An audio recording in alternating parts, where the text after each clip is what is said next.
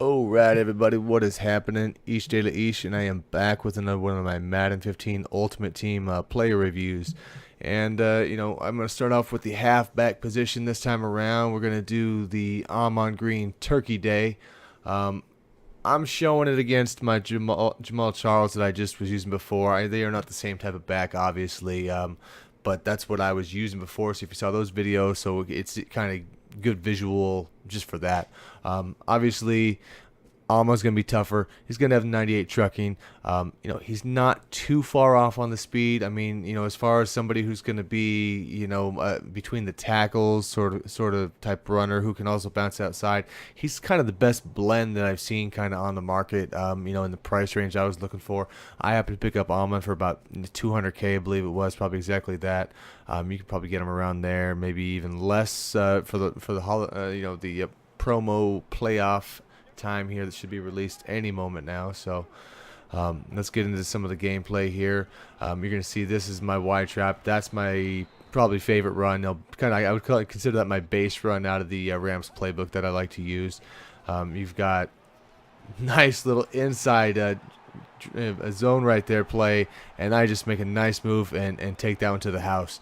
That's exactly what you want to see from the card. That's the question I have on a card like this is when I'm going, is how much am I going to miss the speed? And here we go, my next possession, first play, next possession, and I hit him with this. Oh, the spin move. He actually has like the 2-point higher rated spin move than Jamal, but this right here would not happen with Jamal. Okay, I would not get caught on a play like that. So, I mean, it's a great play, but just know you're going to give a little bit up from those high-end speed backs. But that right there, that fighting, clawing for the extra yards, that is, that's what you're picking up. And it's a little give and take, but again, I mean, this is the guy that's going to have that great balanced blend, and you can turn these runs inside, whereas, I would on a rare occasion before with the Jamal card, but with this one, I do it, and I don't even care. I'm not even grabbing for the, to try and tuck the ball away.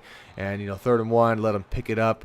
So, I basically can take this guy and make him a complete workhorse. I mean, there's games I've had 18 carries and 3 or 4 catches with him so far. So, that was not too much of a problem. I think the only time I really tired him out is a game where I went into like a double overtime. I went to a game like that, and the whole overtime he was yellow.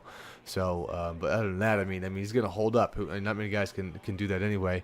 And he's decent on the counters. I know those are big this year. I like to run them. Most people do. I mean, it's not necessarily anything wrong with that. It's you have so many options. You're gonna run zones. You're gonna run counters, traps. I mean, that's just what it is. Those are run plays.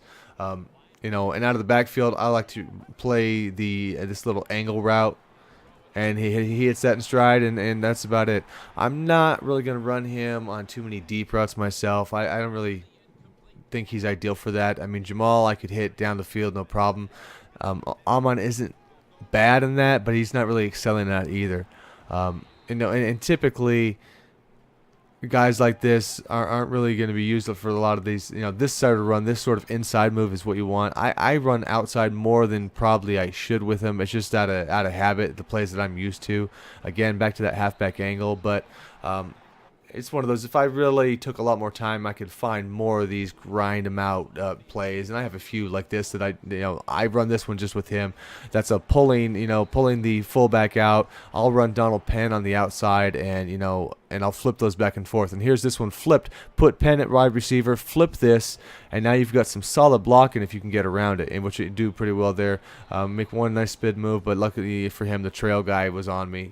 That's going to happen on occasion, but for the most part, these are money. You're going to get caught, but that's just a block shed. I don't care who the back is. I mean, even with Bo, if someone hits you right there when you're making your move, or they play a blitz, a blitz stops those counters pretty well up the middle also. And here we go with that trap move and a great spin. And, oh, look at that. Breaks another tackle. And that's just a great play. That one right there, because once you get that contact early, even with someone like Jamal, for instance, you're probably not going to go to the house unless that last block was sealed we didn't get.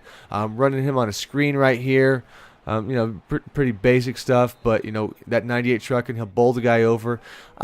he's not exactly, I mean, he's probably not what people are seeing out of Steven Jackson, I would guess. He's not exactly a straight bulldozer, but he's kind of like a pinball in a sense. You run him in between tackles and stuff. He bounces off guys. He falls forward very well a lot of the time.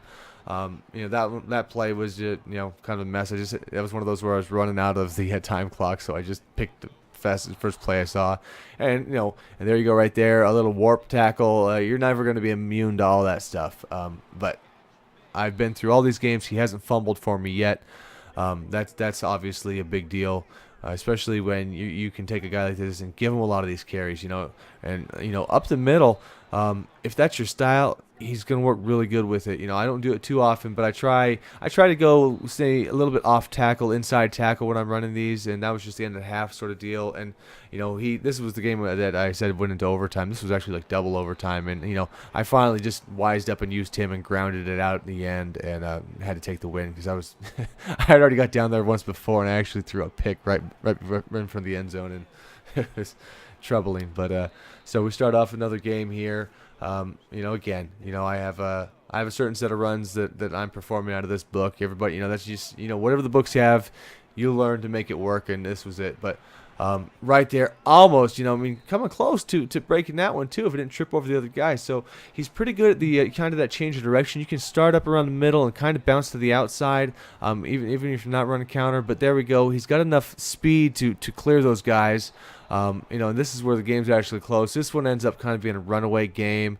I end up scoring a bunch of points on the guy, but that's only because once I got up, I would have normally run it out, but I'll tell you what, the guy kept messaging me and stuff, so I'm just like, you know what, fine. And then he started taking timeouts when I actually kneel it later, so it's like, so be it. But anyhow, and around the goal line, I'm probably going to end up using more Donald Penn, but, I want to give Green some work here. So we hit the outside run.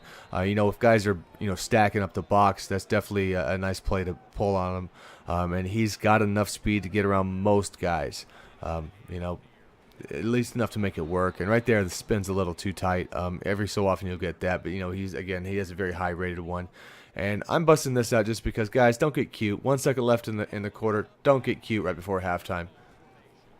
Because this guy does this, and it was only a 1 touchdown game, and now you feel like a dumbass, and now the game's starting to get away from you. So just, run up the middle if you want to do that, but otherwise you really take a knee or just throw a bomb, whatever. Odds are I'm not going to return an interception, but don't do something stupid like that.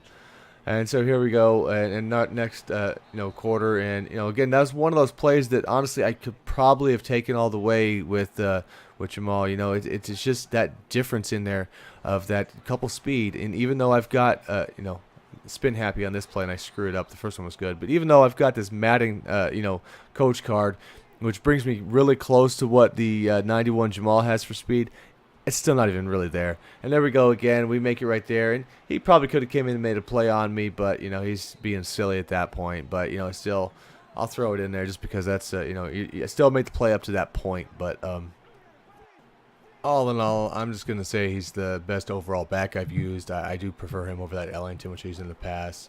If you've never had a real speed back, you're really going to like this guy. And I had to give Megatron just a little bit of love right there. But thanks for checking this out, guys. I'll finish off with a little halfback angle route, and I will see you again on the next review.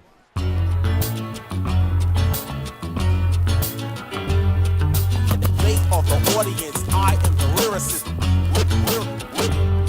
From the hopscotch to the stepping stone, in and out and around the zone, inside the mind, through the barrel for time to write a poem. Expressions of a world rolled up into a notion, popping with double copies of a gravy potion. As pins, ink seeps in between cracks of blotted intents, puzzled on Lucas crumbled at the side of his dents. Pictures with elixir to help map out its origins, while orchids dance to draw patterns of unearthly whirlwinds. I stand adjacent to awe, as everything that once held life within its palms trips and slowly falls deep into that big regret without any baby steps and no shoes to cover up the barrenness of its footprints. It's a tall tale to tell when everyone you know is small, and the fighters of